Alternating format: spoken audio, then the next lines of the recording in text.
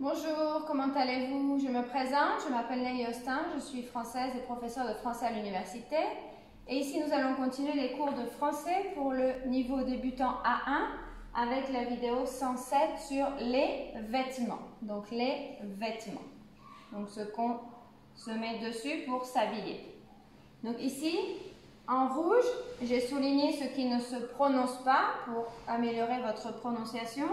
Ici, j'ai essayé de faire le dessin d'un homme et ici le dessin d'une femme pour voir un petit peu les vêtements les plus communs, on va dire les plus importants. Alors, on va commencer ici par le chapeau. Le chapeau, c'est ce qu'on se met sur la tête quand il fait chaud. Et ici, j'ai mis le bonnet. Quand il fait froid, comme ça, froid, on peut mettre le bonnet. Ensuite, si il fait frais, vous avez un peu mal à la gorge, vous pouvez mettre un foulard. Donc, c'est fin, un foulard. Donc, le foulard. S'il fait froid, vous pouvez mettre plus gros une écharpe. Une écharpe. En général, l'écharpe, c'est en laine et le foulard, c'est plus fin, on va dire. Ensuite, on a le t-shirt. Le t-shirt, hein, le mot vient d'origine anglaise, donc le t-shirt. Donc ça peut être homme ou femme, hein, le t-shirt. Donc un t-shirt ici, cet endroit-là. Ça peut être aussi une chemise, par exemple. Donc il y a des boutons, une chemise. Et on a, quand il fait froid, par-dessus, on met un pullover. Donc le t-shirt plus le pullover. S'il fait très très froid, on va mettre aussi une veste ou un gilet. Un gilet, c'est plus en laine, hein, un gilet ou une veste. Enfin, pas forcément très froid, mais.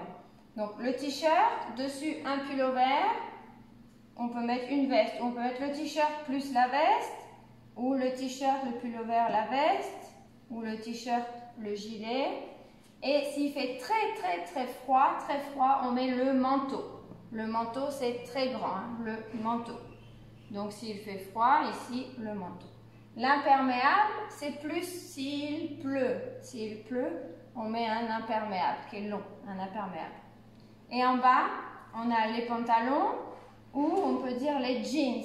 Les jeans, donc c'est la matière, c'est parce que c'est du jean. Voilà. Et pour les filles, si on a la jupe c'est seulement cette partie-là. De la ceinture jusqu'en bas, c'est la jupe. Et si c'est la totalité ici, ça va être la robe. Donc là, ici, elle a une robe, elle porte une robe. Si ici, elle avait un t-shirt et ici, ça serait une jupe. Ici, elle peut mettre un t-shirt et une jupe ou une chemise et une jupe. Ou sinon, une robe et par-dessus, elle peut mettre une veste. Et ensuite, en bas, on a les chaussettes. Donc, les chaussettes qui sont juste ici, juste avant les chaussures. Donc, le pantalon, les chaussettes. Ou pour la fille, les collants. Voilà. Qu'on met dessous les jupes ou dessous les robes. Et en chaussures, on a, donc ici, on a les chaussures. Ou les tennis. Ou on dit aussi des fois des baskets. Mais bon, des tennis, des chaussures. Je le relis une fois pour la prononciation.